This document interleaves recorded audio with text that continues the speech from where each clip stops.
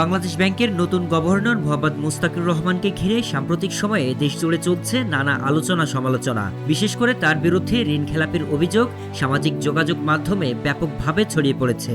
তবে আইন অনুযায়ী কোনো ব্যক্তি সক্রিয় ঋণ খেলাপি থাকলে তিনি কেন্দ্রীয় ব্যাংকের গভর্নর পদে নিয়োগ পাওয়ার যোগ্য নন। এমন বাস্তবতায় প্রশ্ন উঠছে, তিনি কি সত্যিই ঋণ খেলাপি? তথ্য অনুযায়ী মিউচুয়াল ট্রাস্ট ব্যাংকে তার নামে 89 কোটি 2 লাখ টাকার ঋণ খেলাপি অবস্থায় ছিল। তবে গত বছরের জুনে 2% ডাউন পেমেন্ট পরিশোধের মাধ্যমে বিশেষ বিবেচনায় ঋণটি 10 বছরের জন্য পুনঃতফসিল করা হয়। ফলে ব্যাংকিং বিধি অনুযায়ী বর্তমানে তাকে ঋণ খেলাপি হিসেবে চিহ্নিত করা হচ্ছে না। জানা গেছে তিনি 2 বছরের গ্রেস পিরিয়ড সহ 15 বছরের জন্য পুনঃতফসিলের আবেদন করেছিলেন। তবে কেন্দ্রীয় ব্যাংক 10 বছরের জন্য তা অনুমোদন করে, অর্থাৎ নির্ধারিত শর্ত পূরণের মাধ্যমে তার ঋণের নতুন পরিশোধ সূচি কার্যকর হয়েছে।